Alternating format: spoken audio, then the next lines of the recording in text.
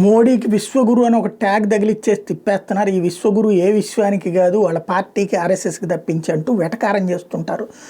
RSS, Sangh పరివారు, లేకపోతే కనుక ఏదైతే భారతీయ జనతా పార్టీ లేదా నరేంద్ర మోడీ వ్యతిరేక శక్తులు అనేకంటే కూడా రైటిస్ట్, లెఫ్టిస్ట్ ఐడియాలజిస్టులు ఆ విధమైన విమర్శలు చేస్తుంటారు.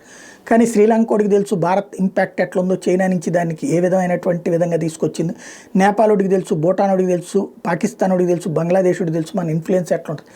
పాకిస్తాన్లో గుర్తు తెలియని వ్యక్తుల చేతుల్లో చచ్చిపోతున్న వాళ్ళని చూస్తున్నప్పుడు ఐఎస్ఐ కావచ్చు, అక్కడ ఉన్న సైన్యం కావచ్చు, అమెరికా దగ్గరికి వెళ్ళి చెప్పుకుంటున్నటువంటి తెలుసు వాళ్ళ దేశంలో నరేంద్ర మోడీ ఎట్లా జోక్యం చేసుకుంటున్నాడు ఒక అజిత్ దోవల్ ద్వారానో, ఒక జయశంకర్ ద్వారా, లేకపోతే కనుక మరొకళ్ళ ద్వారా అన్నటువంటి. అదే సమయంలో బంగ్లాదేశ్లో తెలుసు హసీనాని అక్కడ ఉన్న మొత్తం సైన్యమును తీవ్రవాదులు కలిపి పట్టుకోవడానికి ప్రయత్నించిన సందర్భంలో వాళ్ళు ఎవరికి దొరకకుండా తీసుకొచ్చి ఇండియాకి తీసుకొచ్చి షెల్టర్ ఇవ్వగలిగారంటే ఏ స్థాయిలో అక్కడ ఇండియా ఇన్ఫ్లుయెన్స్ ఉంది అన్నటువంటి. అదే సందర్భంలో అభినందన్ని వదిలేటటువంటి పాకిస్తాన్కి తెలుసు భారత్ శక్తి ఏంటో. ఇప్పుడు కెనడా వాడికి తెలిసింది.